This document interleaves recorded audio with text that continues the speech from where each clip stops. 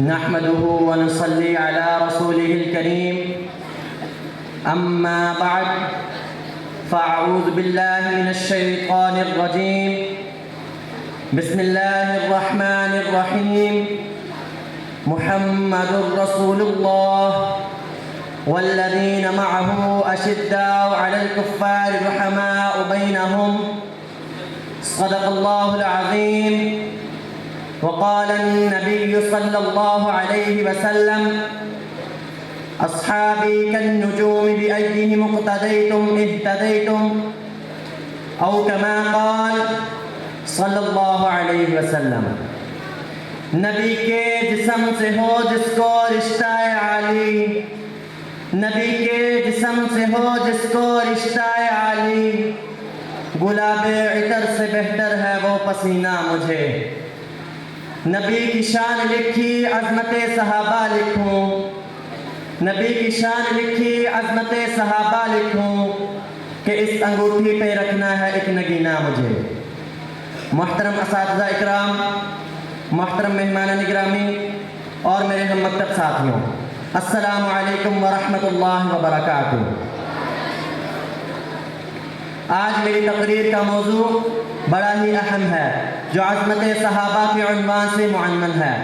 سامعین محترم، آپ بخوبی جانتے ہیں کہ وہ لوگ جنہوں نے آقا نامدار سرکار دو عالم فخر مجسم شافی محشر ساقی کوثر رسول اللہ صلی اللہ علیہ وسلم کی صحبت کو اختیار کیا اور ایمان لائے اور نیک اعمال کرتے رہے اور ایمان کی حالت میں ان کی وفات ہوئی، تو یہ لوگ صحابی رسول ہیں.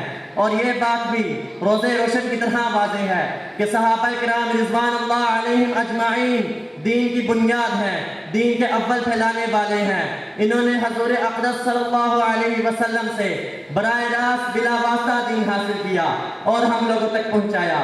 یہ وہ مبارک جماعت ہے جسے رب کائنات نے اپنے نبی پاک صلی اللہ علیہ وسلم کی محبت کے لیے چنا، جو اس امت کا افضل ترین طبقہ ہے.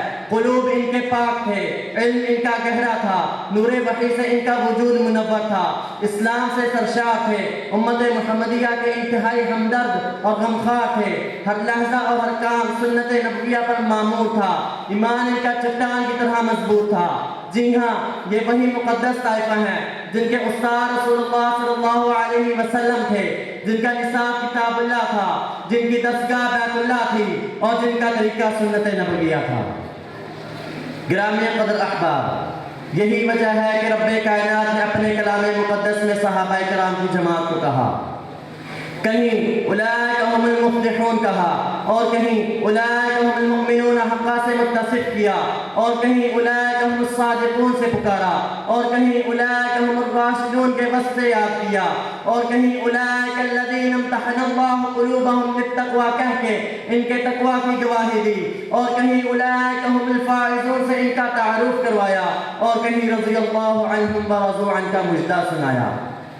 آخر ایسا کیوں نہ ہو، یہ وہی صحابہ ہیں، یہ وہی صحابہ ہیں جو زبان کے پکے اور قول کے سچے تھے، حیا کے پیکر، عفت و عصمت کی تصویر تھے، جنہوں نے اپنے نبی کی آبرو کی خاطر، اسلام کی عظمت کی خاطر، اللہ کے پورے دین کو پوری دنیا میں پھیلانے کی خاطر اپنی بیویوں کو بیوہ کروایا، اپنے بچوں کو یتیم کروایا، گھر سے بے گھر ہو کر، وطن سے بے وطن ہو کر پوری دنیا میں اسلامی پرچم لہرایا.